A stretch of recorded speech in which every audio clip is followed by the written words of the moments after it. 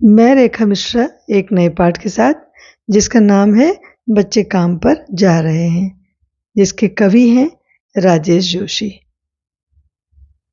राजेश जोशी समकालीन कविता के महत्वपूर्ण लेखक के रूप में जाने जाते हैं। इनका जन्म 8 जुलाई सन 1946 को नरसिंहगढ़ मध्य प्रदेश में हुआ। यह एक प्रमुख हिंदी कवि, कथाकार, नाटककार और पत्रकार थे। इन्हें गहरी सामाजिक संवेदना और यथार्थवादी चित्रण के लिए जाना जाता है। इनकी प्रमुख काव्य रचनाएं हैं एक दिन बोलेंगे पेड़, मिट्टी का चेहरा, नेपथ्य में हंसी और दो पंक्तियों के बीच। दो पंक्तियों के बीच रचना के लिए इन्हें साहित्य अकादमी पुरस्कार से नवाजा गया था। सोमवार, कपिल का पेड़ इनकी प्रमुख कहानियां हैं। इनकी कविताओं में आम आदमी के जीवन, संघर्ष, सामाजिक विसंगतियों और मानवता की गहरी आस्था झलकती है। इन्हें साहित्य अकादमी पुरस्कार के साथ साथ माखनलाल चतुर्वेदी पुरस्कार, शिखर सम्मान आदि से भी सम्मानित किया गया। इनकी रचनाएं जीवन के संकटों, मनुष्यता के संघर्ष और सामाजिक विडंबनाओं को उजागर करती हैं। इन्होंने लघु फिल्मों के लिए पटकथा लेखन का भी कार्य किया। भारतीय भाषाओं के साथ साथ अंग्रेजी, रूसी और जर्मन में भी राजेश जी की कविताओं के अनुवाद प्रकाशित हुए। राजेश जोशी की कविताएं गहरे सामाजिक अभिप्राय वाली होती हैं। वे जीवन के संकट में भी गहरी आस्था को उभारती हैं। इनकी कविताओं में स्थानीय बोली, वाणी, मिजाज और मौसम सभी कुछ दृष्टिगत होता है। इनके काव्य लोक में आत्मीयता और लयात्मकता है तथा मनुष्यता को बचाए रखने का एक निरंतर संघर्ष भी है।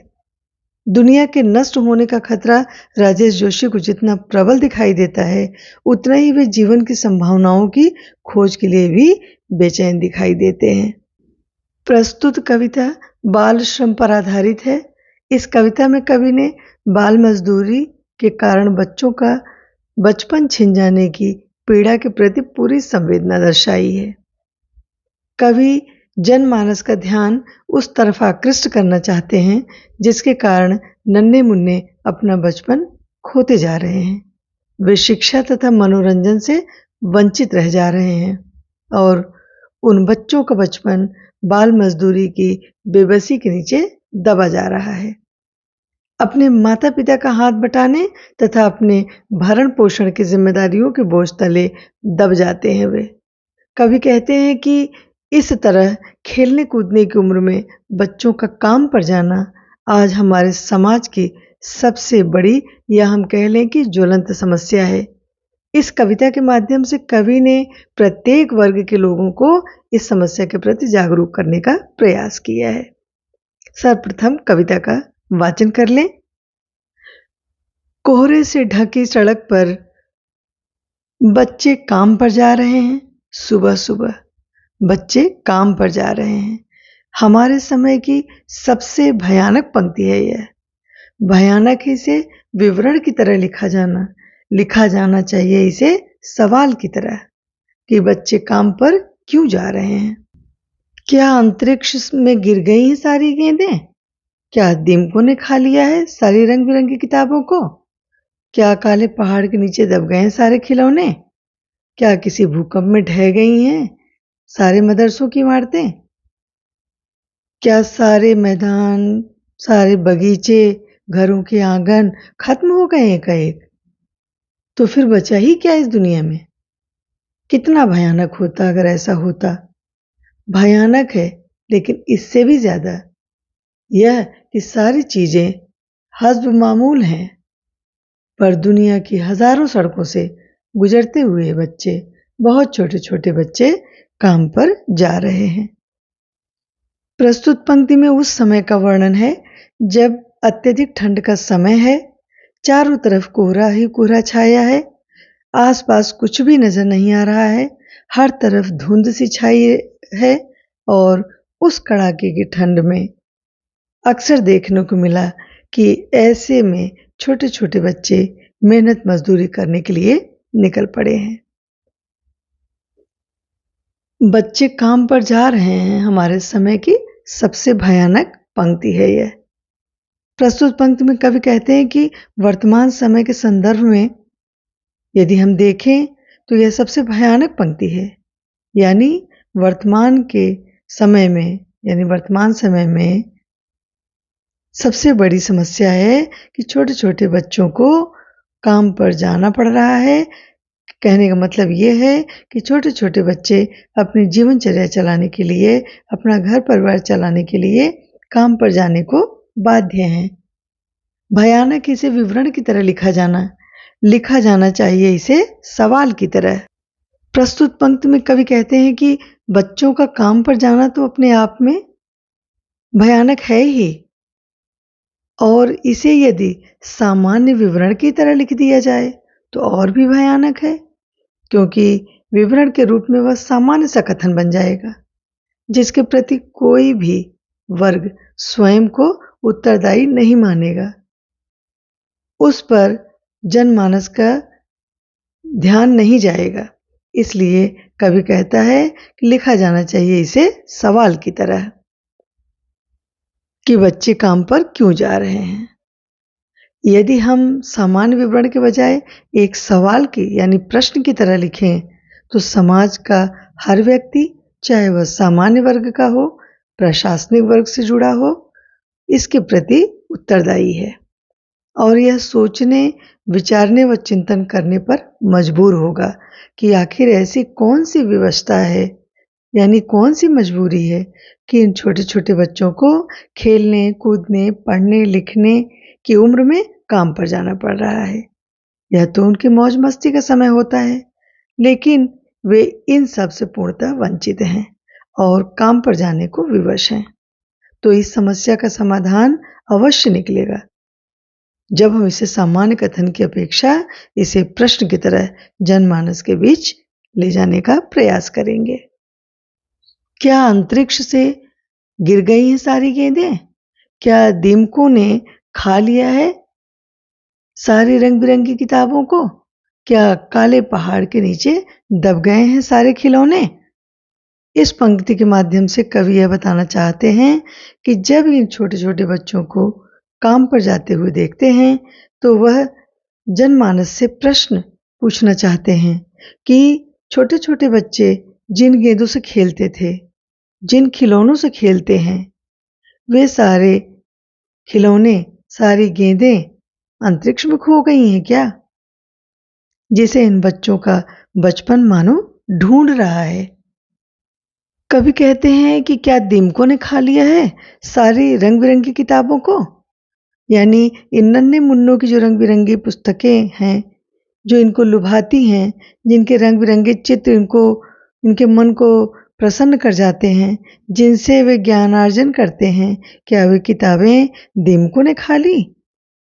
कवि कहना चाहता है कि क्या उन सब पुस्तकों का अस्तित्व मिट चुका है कि ये बच्चे उन पुस्तकों को पढ़ने की बजाय काम पर जाने को बाध्य हैं, विवश हैं? क्या काले पहाड़ के नीचे दब गए सारे खिलौने? क्या किसी भूकंप में ढह गईं सारे मदरसों की इमारतें?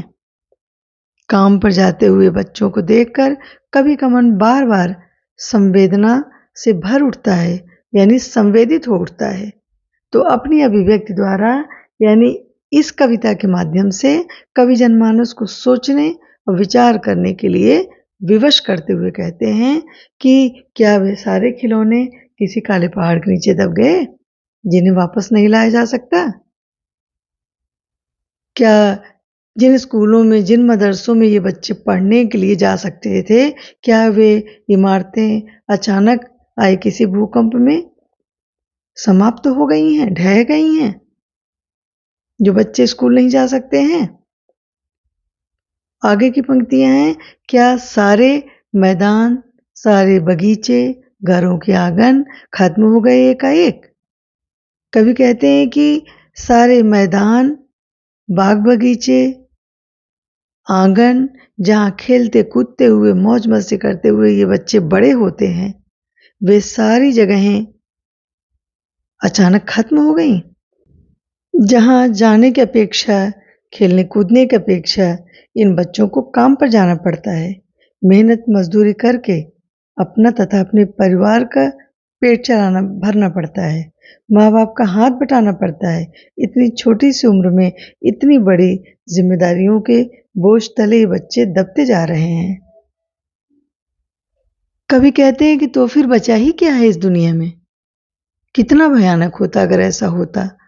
भयानक है, लेकिन इससे भी ज्यादा यह कि हैं सारी चीजें हस्ब मामूल। प्रस्तुत पंक्तियों के माध्यम से कवि कहते हैं कि अगर ऐसा होता तो बहुत भयानक होता। अगर ऐसा है तो बचा ही क्या इस दुनिया में? बच्चों के खेल खिलौने, घर के आंगन, रंग बिरंगी पुस्तकें, मौज मस्ती की जगहें, खेल कूद के जो जहाँ ये खेला कूदा करते थे वो स्थान, सब कुछ यदि समाप्त हो चुका है, यदि बाल सुलभ चीज़ों सुविधाओं से बच्चे वंचित हैं, तो इन सब चीज़ों का कोई अस्तित्व नहीं रह गया। तो फिर बचा ही क्या? कवि कहते हैं कि कितना भयानक होता यदि ऐसा होता। यानी यदि ऐसा होता तो उसकी सारी चीज़ें, सारी वस्तुएं, सारी सुविधाएं इस दुनिया में ना होती, तो दुनिया बड़ी भयानक होती। लेकिन ये सब चीज़ें मौजूद होते हुए बच्चों को नहीं मिल रही हैं। सारी चीज़ें हस्ब मामूल माने मौजूद, सबका अस्तित्व है, सब चीज़ें हैं, लेकिन बच्चे उनसे वंचित हैं। बच्चों से संबंधित खेल खिलौने, पुस्तकें, विद्यालय सब मौजूद होते हुए उन्हें उपलब्ध नहीं है। और कवि कहते हैं कि दुनिया की हजारों सड़कों से गुजरते हुए बच्चे, बहुत छोटे छोटे बच्चे काम पर जा रहे हैं। कवि की नज़र जाती है कि हजारों सड़कों पर कवि देखते हैं कि मजदूरी करते हुए बच्चे दिखाई देते हैं, क्योंकि उन गरीब तबके के बच्चों की आर्थिक स्थिति अत्यंत दयनीय है। मजबूरीवश उन्हें माँ बाप का हाथ बटाना पड़ता है। अपनी उस खेलने खाने, पढ़ने लिखने की उम्र में उन्हें जिम्मेदारियों के बोझ तले दबना पड़ता है, जिसके कारण निम्नलिखित हैं। इस पाठ में मुख्य रूप से बाल मजदूरी की समस्या पर प्रकाश डाला गया है, जिसके मूल में निम्नलिखित बिंदु पर समाज और प्रशासन दोनों को ध्यान केंद्रित करना चाहिए। हर वर्ग के लिए शिक्षा अनिवार्य हो और सारी सुविधाएं उस स्तर पर हों जिस स्तर पर हर वर्ग के व्यक्ति को आसानी से मिल सके। शिक्षा बच्चों का जन्मसिद्ध अधिकार है। इस बात का एहसास हमारे प्रशासन को भी होना चाहिए और उन अशिक्षित माँ बाप को भी इससे अवगत कराना चाहिए कि जो बच्चे उनके साथ जिनको वो काम पर लगा दिए हैं, उन बच्चों की प्राथमिकता है कि पहले वे शिक्षित हों, उसके बाद शिक्षा प्राप्त करने के पश्चात वो किसी भी काम में आगे बढ़ करके, किसी भी नौकरी पेशा में आगे बढ़ करके अपने माँ बाप का हाथ बटाएं। ऐसे ही बच्चों से निर्मित आगे चल के जो नागरिक हैं हमारे देश के, उनसे निर्मित समाज एक सुदृढ़ समाज होगा जिस पर हम गर्व कर सकेंगे।